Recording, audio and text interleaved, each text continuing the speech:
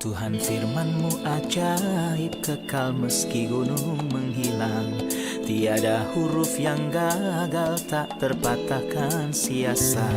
Hidup seperti-Mu ya Allah, lebih dari emas. Aku bersaksi kitab-Mu, kitab yang suci. Perdengarkan firman-Mu, hibur hati yang luka. Terangilah langkahku kemanapun ku pergi. Biarkanlah firman-Mu berkuasa atasku. Ubahkanku, bebaskanku, ku mau menyenangkan-Mu. Tuhan firman-Mu ajaib, kekal meski dunia. Ubah dan bebaskan aku, mau menyenangkan-Mu. Salam jumpa pemirsa terkasih, saya menyambut Anda sekalian dimanapun Anda berada dalam episode yang terbaru program studi harian kita, Semua Kitab Suci. Kita telah sampai di pasal 3 dalam studi kita tentang Kitab Roma. Dalam episode sebelumnya, kita telah membahas sampai dengan ayat yang ke-20, dan hari ini dengan perkenan Tuhan kita akan membahas ayat 21 sampai 25. Saya berharap Anda sudah menyiapkan Alkitab Anda dan siap untuk bergabung dengan kami dalam studi ini. Untuk memulai, izinkan saya menyambut tamu kehormatan di studio, hamba Tuhan Yosef Riyad. Selamat datang, Saudara Terima Yosef. kasih, Saudara Riyad. Sebuah kehormatan. Tuhan berkati-Mu. Juga para hadirin yang telah bergabung di studio, selamat datang. Saudara Yosef, ayat 21 sampai 25, saya ingin membaca perkataan dari salah satu pemercaya yang baik yang memaparkan kondisi pemercaya sebelum dan sesudah iman. Dulu, kami ada dalam dosa, kejahatan, dan kegelapan. Tetapi dalam Anak-Mu, Engkau memberi kami pembenaran dan damai sejahtera. Sungguh sebuah panggilan yang mulia di mana kami menemukan semua kekayaan, kemuliaan, dan damai sejahtera. Kami memperoleh semuanya oleh kasih karunia Allah kami yang setia. Karena itu kami selalu memuji dan memuliakan nama-Mu. Betapa jelas perkataan ini tentang bagaimana kita dahulu dan bagaimana kita sekarang. Bait ini melukiskan bagaimana kita dahulu dalam kejahatan dan kegelapan. Ketika kita jauh, khususnya sebagai orang Yahudi, kondisi kita menyedihkan. Kondisi orang Yahudi dahulu buruk, namun kondisi kita sangat buruk karena kita tidak memiliki pengenalan akan Allah sama sekali. Tetapi syukur kepada Allah, salib Kristus membuat orang Yahudi dan non-Yahudi sama. Tidak ada keuntungan bagi satu dibandingkan dengan yang lainnya. Karena Allah menawarkan keselamatan oleh kasih karunia kepada siapapun yang datang kepadanya. Karena setiap orang yang memanggil nama Tuhan akan diselamatkan. Inilah terang besar di dalamnya kita ada sekarang sebagai hasil dari karya Tuhan kita yang agung, Tuhan Yesus Kristus, bagi Dia segala kemuliaan. Saudara Yosef, ayat 21 menyatakan, tetapi sekarang tanpa hukum Taurat, kebenaran Allah telah dinyatakan seperti yang disaksikan dalam kitab Taurat dan kitab para nabi. Saya ingin Anda mengomentari, tetapi sekarang, apa arti dari kata sekarang, di mana kebenaran Allah dinyatakan, dan kapan itu terjadi? Sebelum saya menjawab, saya ingin menyebut 2 poin secara singkat. Sebelum ini, kita sudah membagi surat ini ke dalam sebuah partisi berlipat 7 dalam hubungan dengan kebenaran Allah. Partisi pertama membentang dari bab 1 ke bab 3 ayat 20. Temanya adalah perlunya kebenaran. Ayat 21 sampai akhir pasal ini berbicara tentang manifestasi kebenaran. Kita berada dalam partisi kedua dari pembagian berlapis 7 yang menarik ini dalam kitab Roma. Ini manifestasi kebenaran. Manifestasi Setelah kebenaran. menyingkapkan kondisi manusia yang membutuhkan kebenaran. Manusia membutuhkan keselamatan karena ia berdosa. Dan itulah yang telah dibuktikan dalam pasal 1, 2, dan 3. Poin kedua adalah bahwa ayat 17 dalam pasal 1 berkata bahwa dalam Injil nyata kebenaran Allah yang bertolak dari iman dan memimpin kepada iman. Seperti ada tertulis, orang benar akan hidup oleh iman. Ayat-ayat sesudahnya adalah seperti tanda kurung yang terlampir. Menjelaskan kondisi manusia yang rusak. Setelah itu penulis melanjutkan pemikiran yang tertinggal pada pasal 1 ayat 17.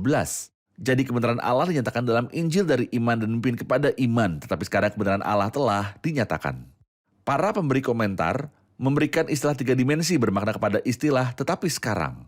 Tetapi sekarang merujuk pada sebuah penalaran berurut yang rasional setelah menceritakan Karena maka jenis penalaran. Setelah menceritakan bagaimana semua orang telah berdosa, Paulus menyatakan tetapi sekarang. Urutan alasan menentukan penggunaan tapi sekarang pada titik ini. Sejarah adalah dimensi kedua. setelah perjanjian lama membuktikan keberdosaan manusia. Perjanjian baru dimulai, tapi sekarang menunjukkan urutan sejarah. Akhir dari perjanjian lama dan awal dari perjanjian baru. Tetapi sekarang juga mempunyai dimensi zaman. Karena pengetahuan akan dosa datang lewat hukum Taurat. Sekarang Tuhan memiliki kabar baik untuk Anda seperti telah disebut di akhir pasal 2. Tetapi sekarang memberitahu kita, karena Anda sudah sampai pada pengetahuan tentang dosa, sekarang Tuhan memiliki kabar baik. Seseorang diilustrasikan dengan analogi ini. Bayangkan seorang pewarta pengadilan mengumumkan nama tersangka satu demi satu. Pertama adalah para penyembah berhala yang terbenam dalam kegelapan, kemudian orang-orang non-Yahudi yang filosofis dan berpendidikan, kemudian orang-orang Yahudi. Semua terbukti berdosa dan diperkirakan akan dihukum mati oleh hakim karena semuanya pantas mendapatkannya. Tapi tiba-tiba kami menemukan seorang pengacara yang hebat dan terampil, yaitu Tuhan Yesus Kristus, menawarkan pengampunan dan pembenaran. Bagi setiap golongan di atas, ada pembenaran yang cuma-cuma kepada siapapun yang mau menerima penebusan Kristus. Tetapi sekarang tanpa hukum Taurat, kebenaran Allah telah dinyatakan seperti yang disaksikan dalam kitab Taurat dan kitab-kitab para nabi. Apakah yang dimaksud dengan manifestasi kebenaran Allah tanpa hukum Taurat? Allah menuntut kebenaran dari manusia dalam hukum Taurat dengan mengatakan, manusia lakukanlah kebenaran. Berapa banyak orang yang mencapai kebenaran oleh hukum Taurat? Jawabannya adalah tidak seorang pun. Sebab tidak seorang pun yang dapat dibenarkan di hadapan Allah oleh karena melakukan hukum Taurat. Ini adalah ayat terakhir yang mendahului, tetapi sekarang tanpa hukum Taurat, kebenaran Allah telah dinyatakan. Tuhan mengharuskan Anda untuk melakukannya, tetapi Anda tidak mampu melakukannya. Oke, temanku, ini berita bagus. Tanpa perbuatanmu, ada kebenaran di luar hukum Taurat. Meskipun di luar hukum Taurat, namun kitab Taurat dan kitab-kitab para nabi bersaksi tentangnya. Inilah keindahan kekristenan. Dengan kata lain, perjanjian lama bersaksi bahwa kebenaran yang cuma-cuma ini ada banyak ayat mendukungnya. Dalam sekejap mata keselamatan yang daripadaku akan dekat, kelepasan yang kuberikan akan tiba. Allah sedang berbicara tentang kebenaran kepada setiap manusia. Tetapi sekarang tanpa hukum Taurat, kebenaran Allah telah dinyatakan. Itu bukan karena perbuatanmu. Tuhan menawarkannya pada Anda. Kebenaran cuma-cuma ini ditawarkan kepada orang berdosa. Disaksikan oleh kitab Taurat dan kitab-kitab para nabi. Apakah kitab Taurat dan kitab para nabi, firman dalam perjanjian lama juga bersaksi tentang kejahatan manusia dan kebutuhan akan kebenaran Allah? Keenam rujukan perjanjian lama yang kita baca dimulai dengan ayat 9 sampai ayat yang ke-20. Mewakili referensi yang dipinjam dari apa yang tertulis dalam perjanjian lama. Dan mereka meneguhkan mengenai dosa manusia. Jadi apakah manusia berdosa? Ya. Apakah perjanjian lama meneguhkannya? Ya. Apakah perjanjian lama juga berbicara tentang kebenaran cuma-cuma? Tentu saja. Misalnya dalam Yesaya pasal 55, ayo hai semua orang yang haus, marilah dan minumlah air. Dan hai orang yang tidak mempunyai uang, marilah Terimalah tanpa gandum. uang. Pembeli dan makanlah juga angguran susu tanpa bayaran. Mari kita rehat sejenak dan kembali untuk menjawab pertanyaan para hadirin. Pemirsa terkasih, kita akan berjumpa kembali setelah rehat. Ubahkanku, bebaskanku, ku mau menyenangkanmu. Tuhan firman-Mu ajaib, ubah dan bebaskan aku. Mau menyenangkanmu. Kami kembali pemirsa terkasih untuk menjawab pertanyaan dari hadirin di studio. Ada pertanyaan? Ayat 22 yaitu kebenaran Allah karena iman dalam Yesus Kristus bagi semua dan atas semua orang yang percaya. Sebab tidak ada perbedaan. Apa artinya ini? Apa arti dari ayat ini, Saudara Yosef? Dan khususnya bagi semua orang yang percaya. Bagi semua menandakan arah. Dan atas semua menandakan aplikasinya. Saya akan menjelaskan karena Ya, ini silakan. mungkin memerlukan penjelasan. Tentunya. Perjanjian lama tidak ditujukan kepada seluruh umat manusia. Ketika Tuhan menuntut manusia untuk melakukan kebenaran, ia tidak memintanya kepada penyembah berhala yang terbenam dalam kegelapan paganisme, tapi ia minta kepada umatnya. Oleh karena itu, kebenaran dalam perjanjian lama hanya dituntut dari satu bangsa. Dalam perjanjian baru, Allah tidak menuntut kebenaran dari Anda, tapi ia menawarkannya pada Anda. Oleh karena itu, ia tidak menawarkannya hanya pada satu bangsa, tapi kepada semua.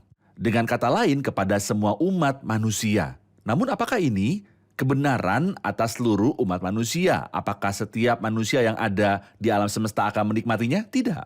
Ini ditujukan kepada setiap manusia di alam semesta, tetapi tidak setiap manusia akan menikmatinya, hanya kepada mereka yang percaya. Jadi ini ditawarkan kepada semua orang dan itu hanya dinikmati oleh mereka yang percaya. Ayat tersebut dilanjutkan karena tidak ada perbedaan. Perbedaan karena apa? Istilah tidak ada perbedaan sebenarnya digunakan 2 kali dalam Roma, sekali dalam pasal 3 dan yang lainnya dalam pasal 10. Ada perbedaan di antara keduanya. Tidak ada perbedaan di sini berarti tidak ada perbedaan di antara manusia. Seseorang berikan ilustrasi yang sangat bagus yang sangat saya suka. Ia bertanya, apa benar tidak ada perbedaan antara etika atau spiritual? Di antara manusia jelas ada. Lalu mengapa ditulis di sini? Sebab tidak ada perbedaan karena semua orang telah berbuat dosa dan telah kehilangan kemuliaan Allah. Jadi orang tersebut memberikan ilustrasi ini. Titik terendah di bumi adalah laut mati dan titik tertinggi adalah di pegunungan Himalaya. Jika satu orang berdiri di laut mati dan satu lagi berada di puncak Himalaya, siapa di antara mereka yang bisa menyentuh bulan? Tidak satupun dari mereka. Tidak satupun, tidak ada perbedaan di antara mereka dalam hal menyentuh bulan, namun ada perbedaan besar di antara mereka mengenai posisi mereka di titik terendah dan di titik tertinggi di bumi. Juga di antara manusia, tidak ada perbedaan karena semua orang telah berdosa dan telah kehilangan kemuliaan Allah. Di sini tidak ada perbedaan mengenai dosa. Tapi dalam Roma 10 tidak ada perbedaan mengenai kebenaran. Karena Allah yang satu itu adalah Tuhan dari semua orang, kaya bagi semua orang yang berseru kepadanya. Jadi ketika menyimpulkan keberdosaan setiap orang, Alkitab berkata tidak ada perbedaan karena semua orang telah berbuat dosa. Dan ketika menawarkan kebenaran dikatakan, tidak ada perbedaan karena semua yang memanggil nama Tuhan akan diselamatkan. Tidak ada perbedaan antara orang Yahudi dan orang non-Yahudi, baik mengenai dosa ataupun cara memperoleh kebenaran karena caranya sama. Benar. Iman pada pendamaian dari Kristus. Ayat 23, karena semua orang telah berbuat dosa dan telah kehilangan kemuliaan Allah. Apa arti istilah kehilangan kemuliaan Allah? Come short, yang artinya mereka tidak mencapai tingkat yang memuliakan Allah. Mereka tidak mencapai tingkat yang memuaskan Allah dan kita tahu bahwa mendaftar di perguruan tinggi militer membutuhkan tinggi badan tertentu. Yang mana dari 2 pelamar bertubuh pendek akan diterima? Yang satu tingginya 120 cm. Atau seorang yang lain yang 130 cm. Tidak ada satupun karena keduanya gagal. Mereka tidak mencapai persyaratan tinggi badan minimum yang dituntut oleh perguruan tinggi militer. Di sini seluruh umat manusia tidak mencapai persyaratan minimum yang dapat diterima oleh Tuhan. Mereka kehilangan atau tidak mencapai kemuliaan Allah. Ayat 24, oleh kasih karunia telah dibenarkan dengan cuma-cuma karena penebusan dalam Kristus Yesus. Berbicara tentang pembenaran cuma-cuma oleh karena kasih karunia melalui penebusan yang ada di dalam Yesus Kristus. Kita harus berhenti pada setiap istilah ini. Seperti yang kita pelajari, istilah pembenaran adalah kunci dari surat ini.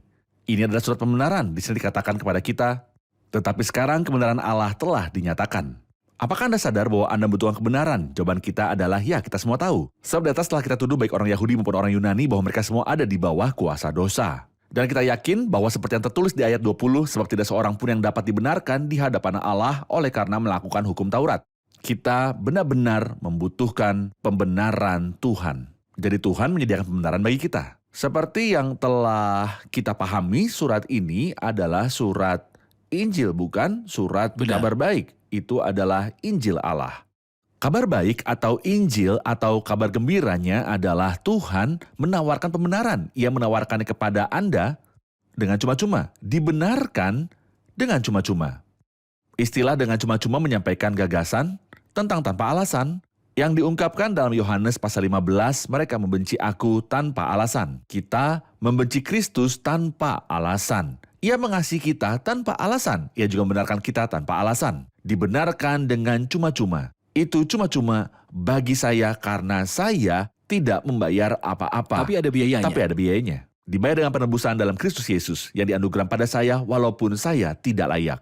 Penebusan dari Kristus yang membayar harga penuh itu adalah kasih karunia Allah. Dengan kata lain, tanpa kasih karunia Allah, Kristus tidak akan menanggung harga yang sangat mahal, yaitu menawarkan dirinya sebagai tebusan untuk membenarkan saya. Ia bisa saja berkata, bagiku tidak masalah apakah engkau dibenarkan atau pergi ke neraka. Tetapi kasih karunia Allah menahan dan menyelamatkanku dari kehancuran dan melemparkan dosa-dosaku ke punggungnya. Karena istilah pembenaran akan berulang kali disebut dalam surat ini, saya perlu tahu perbedaan antara pembenaran dan untuk membuktikan tidak bersalah. Apakah ini hanya perkara tentang Allah yang menyatakan bahwa saya tidak berbuat dosa atau ada makna lain yang lebih besar? Pembenaran memiliki makna yang jauh lebih dalam. Membuktikan tidak bersalah berarti saya tidak melakukan dosa. Tetapi saya tidak melakukan kebenaran. Pembenaran berarti bahwa Tuhan tidak hanya menganggap saya seolah-olah melakukan semua kebenaran. Tapi ia bertindak melampaui itu dengan berkata dalam 2 Korintus pasal 5 dan ayat 21, dia yang tidak mengenal dosa telah dibuatnya menjadi dosa karena kita. Supaya dalam dia kita bukan tidak bersalah, dibenarkan dan bahkan tidak benar. Dibenarkan. Dan bahkan tidak benar. Kebenaran Allah. Kita dibenarkan oleh Allah dalam Kristus. Dapatkah Anda membayangkan apa ada makhluk apapun, baik malaikat, iblis, atau manusia, yang menemukan kesalahan dalam kebenaran Tuhan? Tidak mungkin. Siapa yang pernah bisa menemukan kesalahan dalam kebenaran Allah? Kita dibenarkan Allah oleh karena Dia yang tidak mengenal dosa dan dijadikan dosa di kayu salib demi kita. Kita akan rehat sejenak dan kembali untuk menjawab pertanyaan hadirin. Pemirsa terkasih, kami akan segera kembali setelah rehat. Ubahkan ku, bebaskan ku mau menyenangkanmu. Tuhan firman-Mu ajaib, kami seluruhnya. Ubah dan bebaskan aku, mau menyenangkanmu. Kami telah kembali pemirsa terkasih untuk menjawab pertanyaan hadirin di studio. Ada pertanyaan? Telah ditentukan Allah menjadi jalan perdamaian karena iman dalam darahnya. Hal ini dibuatnya untuk menunjukkan keadilannya. Karena ia telah membiarkan dosa-dosa yang telah terjadi dahulu pada masa kesabarannya. Apa arti perdamaian melalui iman dalam darahnya? Dan apakah dosa-dosa terdahulu itu? Apa arti dari ayat ini, Saudara Yosef? Itu dimulai dengan kata ganti siapa yang mengacu pada Tuhan Yesus Kristus. Bunyinya penebusan yang ada dalam Kristus Yesus yang diajukan oleh Allah. Itu berarti bahwa Allah mengajukan Yesus Kristus untuk melakukannya. Ia mengajukan Kristus sebagai apa? Ia mengajukannya sebagai sebuah pendamaian melalui iman dalam darahnya. Istilah pendamaian sangat penting dalam kosakata Alkitab, adalah baik bagi pemirsa untuk mengetahuinya apa itu pendamaian. Ini adalah kata Ibrani dalam Perjanjian Lama. Dan tentu itu adalah kata Yunani dalam Perjanjian Baru. Apa artinya dalam bahasa Ibrani dan Yunani? Kata itu berarti penutup dalam bahasa Ibrani karena bahasa Ibrani dan Arab serupa. Kata mendamaikannya berarti menutupinya dan melindunginya. Jadi pendamaian adalah sebuah penutup dan pelindung. Dalam Perjanjian Baru kata itu diterjemahkan ke dalam bahasa Inggris sebagai appeasement, pemenangan. Jadi kata itu tidak hanya berarti sebuah penutup tetapi juga penenangan. Pada kenyataannya pendamaian mengandung kedua makna. Itu adalah sebuah penutup mengenai kekudusan Allah. Dan itu adalah pemenangan mengenai kebenaran Allah. Apa artinya? Itu berarti bahwa Allah itu kudus dan memiliki mata yang lebih murni bukan untuk melihat kejahatan. Ia tidak dapat melihat kejahatan. Ia membutuhkan sebuah penutup untuk menutupi dosa dan kejahatan. Tetapi Tuhan juga adil dan benar. Dan tidak ada dosa yang bisa lolos darinya. Tetapi setiap pelanggaran atau ketidaktaatan menerima pembalasan yang adil. Karenanya hal itu diperlukan untuk memenangkan Allah. Jadi penenangan menjawab kebenarannya. Dan penutup menjawab kekudusannya. Kita juga bisa mengatakan penutup diperlukan untuk dosa yang dilakukan dan penenangan diperlukan bagi Allah terhadap siapa dosa itu dilakukan. Ini adalah pendamaian. Jika pendamaian itu menutupi dosa dari mata kudus Allah, Ya. lalu penutupnya, pendamaian ini harus sesuai dengan luasnya penglihatan dari Tuhan yang sangat Benar. tidak terbatas. Itu Yang tak berarti bahwa terbatas. pendamaian juga tidak terbatas. Tak terbatas Yang berarti karena bahwa Kristus tak terbatas.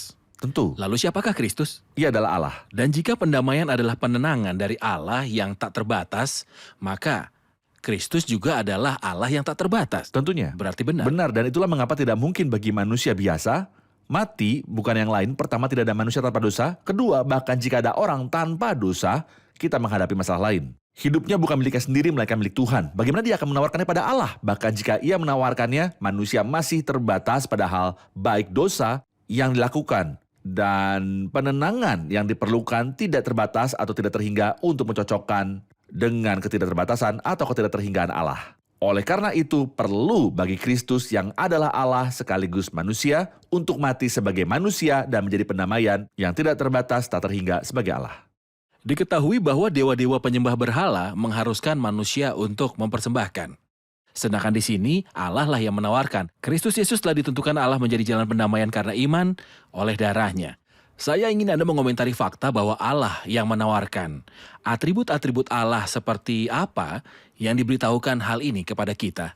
Anda menyentuh sebuah poin penting karena banyak orang yang membusukkan ajaran Kristen dengan menuduhnya berasal dari ajaran penyembah berhala yang tentunya tidak benar sama sekali. Ini adalah kekeliruan yang sangat besar. Seperti yang Anda sebutkan, pendamaian dalam paganisme ditawarkan oleh manusia. Tetapi dalam kekristenan itu bukan oleh manusia, melainkan oleh Allah. Apa yang saya lihat di sana? Saya melihat kasih Tuhan, kekudusan Tuhan. Atau saya akan mengatakan bahwa kekudusan Allah mendorong diadakannya pendamaian dan kasih Allah menawarkannya. Pendamaian itu diperlukan karena Allah itu kudus, tapi sejujurnya saya tidak bisa berbuat apa-apa tanpa hal itu. Jadi Allah berfirman, "Aku mengasihimu.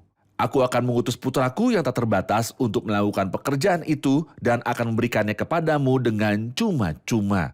Allah mengajukan dia sebagai pendamaian melalui iman dalam darahnya. Itu cuma-cuma bagi saya, tetapi mahal bagi Allah. Harganya Benar. adalah kematian Kristus. Benar. Setelah pendamaian melalui iman dalam darahnya, kita membaca untuk menunjukkan keadilannya. Karena ia telah membiarkan dosa-dosa yang telah terjadi dahulu pada masa kesabarannya. Apa arti karena ia telah membiarkan dosa-dosa yang telah terjadi dahulu pada masa kesabarannya? Untuk memahami dengan baik ayat ini, kita perlu untuk membaca juga yang berikut ini yang mengatakan maksudnya ialah untuk menunjukkan keadilannya pada masa ini supaya nyata bahwa ia benar dan juga membenarkan orang yang percaya kepada Yesus.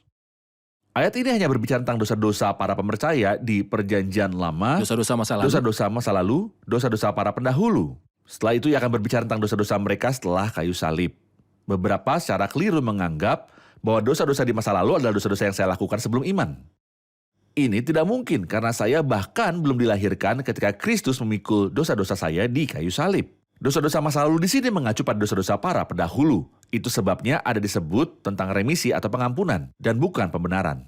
Karena dalam Perjanjian Lama tidak ada pendamaian yang lengkap. Allah mengampuni. Ia mengabaikan dosa-dosa para pendahulu karena ia yakin Dengan melihat ke masa depan yaitu pendamaian Allah Kristus. telah melihat dahulu pendamaian Kristus yang akan terjadi saat waktunya telah tiba. Di sisi lain ketika berbicara tentang dosa-dosa saat ini, Kitab Suci berkata supaya nyata bahwa ia benar dan juga membenarkan orang yang percaya pada Yesus. Apakah Anda bermaksud mengatakan bahwa dalam Perjanjian Lama Allah mengampuni dosa melalui darah korban yang dipersembahkan karena ia telah terlebih dahulu melihat pengorbanan Kristus yang akan terjadi kemudian?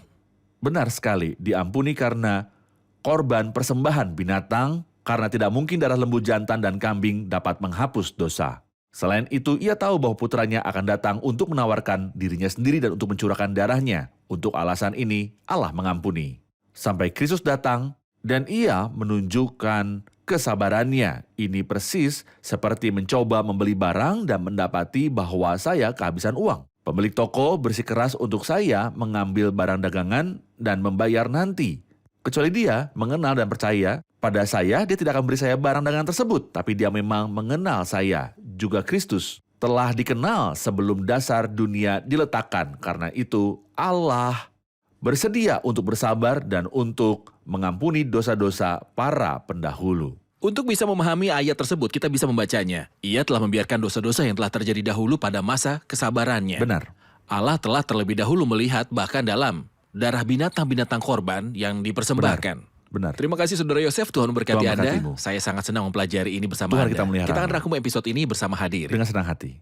Apakah yang dimaksud oleh ayat 21? Tetapi sekarang tanpa hukum Taurat, kebenaran Allah telah dinyatakan seperti yang disaksikan dalam kitab Taurat dan kitab-kitab para nabi. Tapi sekarang memiliki 3 arti. Itu bisa jadi urutan bersambung dari tulisan atau sejarah itu atau zaman setelah hukum Taurat membuktikan keberdosaan manusia dan membutuhkan pembenaran. Kebenaran Allah muncul terpisah dari hukum Taurat dengan cuma-cuma. Yang ditawarkan oleh Allah bukan berdasarkan pada perbuatan-perbuatan manusia, tetapi karya salib. Meskipun terpisah dari hukum Taurat, ini memberikan kesaksian tentangnya. Karena Perjanjian Lama mempunyai banyak ayat yang berbicara tentang kebenaran Allah yang cuma-cuma. Benar. Ayat 25 yang berbicara tentang Yesus Kristus telah ditentukan Allah menjadi jalan pendamaian karena iman dalam darahnya. Hal ini dibuatnya karena ia telah membiarkan dosa yang telah terjadi dahulu pada masa kesabarannya. Apa yang dimaksud dengan kata-kata ini? Tentang siapa yang telah Allah tentukan di ayat 25 merujuk kepada Tuhan Yesus Kristus. Allah menyatakan Tuhan Yesus sebagai pendamaian. Istilah pendamaian dalam Perjanjian Lama berarti penutup atau perlindungan. Di dalam bahasa Ibrani dalam hubungannya dengan kekudusan Allah. Dalam Perjanjian Baru itu berarti penenangan dalam bahasa Yunani. Jadi hal itu memulihkan hak Tuhan dan memuaskan Allah yang saya sakiti. Pendamaian di sini berarti menutupi atau melindungi. Dan itu digenapi oleh darah Kristus yang saya percaya. Karena darah itu mengadakan pendamaian bagi nyawamu. Mengenai pengampunan dosa yang sudah lewat, ini mengacu pada dosa-dosa masa lalu dari orang-orang percaya Perjanjian Lama. Mereka mempersembahkan korban yang darahnya adalah simbol samar-samar tentang pengorbanan Tuhan Yesus, yaitu untuk pengampunan dosa-dosa masa lalu. Benar. Bagaimana menurut Anda, Saudara Sangat baik. Yosef? Sangat Puji baik, Tuhan. puji Tuhan. Tuhan berkati. Terima kasih, Saudara Tuhan Yosef. memeliharamu. Pemirsa terkasih, saya akan tinggalkan kepada Anda ayat berharga ini yang menawarkan kepada Anda Injil dibenarkan secara cuma-cuma oleh kasih karunia-Nya melalui penebusan yang ada di dalam Kristus Yesus. Allah memberikan solusinya yang jika cuma-cuma bagi Anda, itu tidak cuma-cuma bagi Tuhan, karena Allah menunjukkan kasih-Nya kepada kita oleh karena Kristus telah mati untuk kita ketika kita masih berdosa. Harganya selangit bagi Allah, karena Ia mempersembahkan anak tunggalnya di kayu salib. Kristus mati di kayu salib. Harganya luar biasa. Tapi, keselamatan ditawarkan secara cuma-cuma kepada Anda. Jika Anda percaya dengan hatimu dan mengaku dengan mulutmu bahwa Allah membangkitkan Dia dari antara orang mati, Anda akan diselamatkan. Terimalah Kristus. Anda tidak perlu berpergian ke tempat manapun, atau menawarkan hadiah apapun. Juga tidak melakukan pekerjaan apapun untuk memperoleh kebenaran Tuhan. Terima saja Kristus yang mati untukmu dan kamu akan mendapatkan kebenaran yang cuma-cuma bagimu tetapi mahal bagi Allah. Pemirsa terkasih, sampai jumpa di episode selanjutnya. Tuhan menyertai.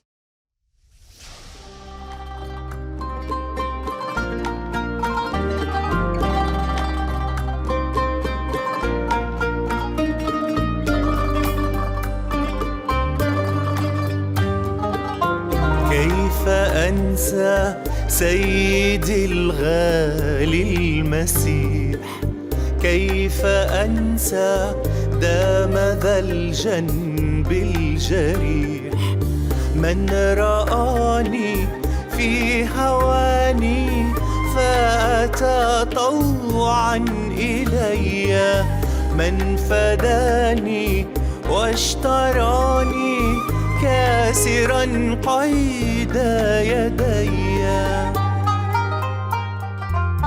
كيف أنسى قلبك العافي الكبير من عفى عني وعن جرمي الخطير فمحى كل ذنوبي وابتدى عهدا جديدا وملا بالروح قلبي فغدا قلبي سعيدا.